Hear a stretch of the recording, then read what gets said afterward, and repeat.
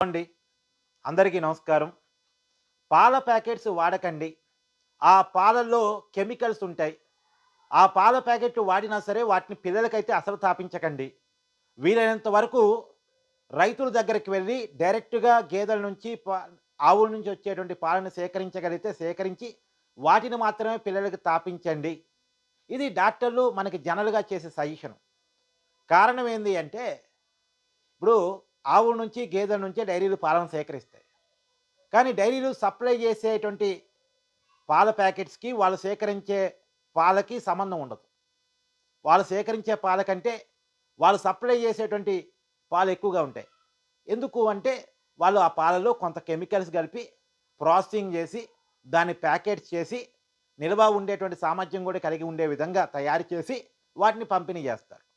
నిజానికి గేదెలు, ఆవుల ద్వారా వచ్చే ఒరిజినల్ పాలనే గనక సప్లై చేస్తే, మన జనాభాకి తగినన్ని పాలు నిజానికి సప్లై కావు.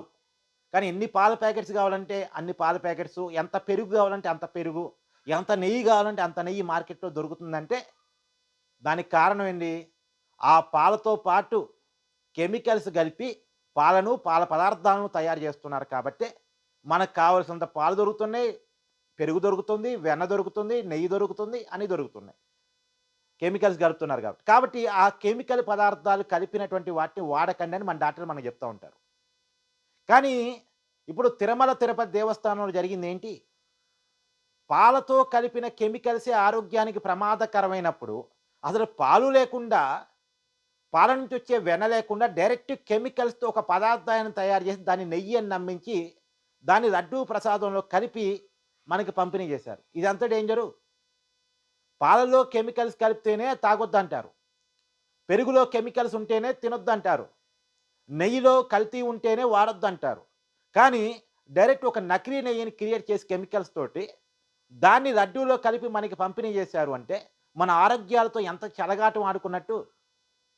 దాదాపు 68,00,000 కేజీల ఈ నకిలీ నెయ్యిని కలిపి 20,00,00,000 లడ్డూలు తయారు చేసి మనకి పంపిణీ చేశారు. ఇది ఎవరు చెప్తున్నారు? సీబీఐ సిట్ చెప్తుంది. ఇప్పుడు ఎంత డేంజర్ అండి ఇది. ఇది పాలలో కెమికల్ కలవటం కాదు, నెయ్యిలో కెమికల్ కలవటం కాదు. డైరెక్ట్ కెమికల్స్ తోటి ఒక పదార్థాన్ని తయారు చేసి నెయ్యి అని నమ్మించారు. ఇది ఎంత డేంజరబుల్. సీబీఐ సిట్ చెప్తుంది దాని ప్రకారం అయితే. చాలా డేంజరబుల్ గదా! మన ఆరోగ్యాలతో ఆడుకున్నట్టు గదా! చెలగాటం ఆడుకున్నట్టు గదా! మళ్ళా ఇది తప్పు కాదని వైసీపీ బుకాయించడం, జగన్మోహన్ రెడ్డి గారు బుకాయించడం అంటే ఏమనాలిగ? ఇప్పుడు ఈ లడ్డూలన్నీ హిందువులే తీసుకుంటారు. మేజర్‌గా అయితే హిందువులే గదా! తిరుమల వెళ్ళేది, వెంకటేశ్వర స్వామిని కొలిచేది.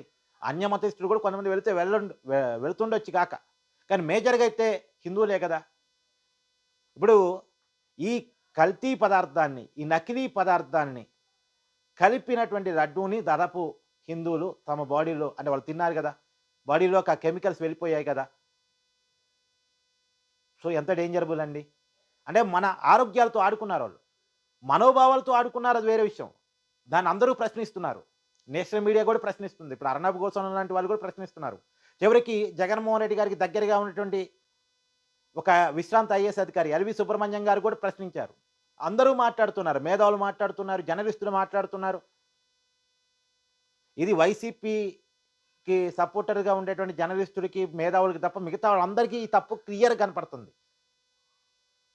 చివరికి వైసీపీ నాయకులకు కూడా కనపడుతుంది. వైసీపీ నాయకులు కూడా పాపం వాళ్ళు హిందువులే కదా! కాకపోతే ఏందంటే మేజర్‌గా ఉండేది హిందువులే.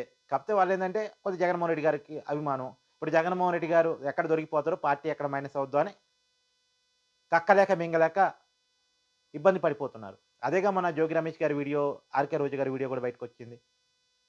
సరే ఏది ఏమైనా డైరెక్ట్ కెమికల్స్‌ని లక్షల కేజీల కెమికల్స్‌ని మన బాడీలోకి పంపించారు. ఇది హిందువుల ఆరోగ్యాల మీద జరిగిన కుట్ర. మన ఆరోగ్యాలని చెడగొట్టడం కోసం జరిగిన కుట్రగా కూడా దీన్ని చూడాల్సిన అవసరం అవసరం ఉందా లేదా? ఇది ఎవరికి వాళ్ళుగా తేల్చుకుందాం.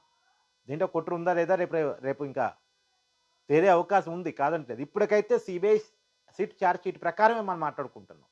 బయటకొచ్చిన విషయాల ఆధారంగానే మనం మాట్లాడుకుంటున్నాం. నేషనల్ మీడియా గూడా టేకప్ చేసిన విషయాల ఆధారంగానే మనం మాట్లాడుకుంటున్నాం. అంటే చివరికి ఆయన వైవి సుబ్బారెడ్డి గారు కూడా ఒప్పుకుంటున్నటువంటి విషయాల ఆధారంగానే. అవును. ఏది యానిమల్ ఫ్యాట్ అయితే కలవలేదు గానీ ఇతరయి కలిసాయని చెప్తున్నారు గదా! నిజమే అది. నేను అప్పట్లో నా దృష్టికొస్తే నేను కూడా మైసూర్ ల్యాబ్‌కి టెస్ట్‌కి పంపించానని ఆయనే చెప్తున్నారు గదా! ఆయన కూడా ఒప్పుకున్న విషయాల ఆధారంగానే మాట్లాడుకుంటున్నాం. ఎంత దారుణం అండి. ఎవరు క్వాలిగా దీన్ని కామెంట్ చేసే ప్రయత్నం చేయండి. మన బాడీలోకి ఏ రకంగా కెమికల్స్‌ని పంపించారు అనేటువంటి విషయం ఇప్పుడు మనం మాట్లాడుకోవాల్సిన అవసరం ఉందా లేదా? దీన్నెవరు మాట్లాడట్లే. అందుకనే నేను ఈ వీడియో చేసేటువంటి ప్రయత్నం చేశాను. మీ అభిప్రాయం కూడా కామెంట్ రూపంలో తెలియజేయండి. Thank you.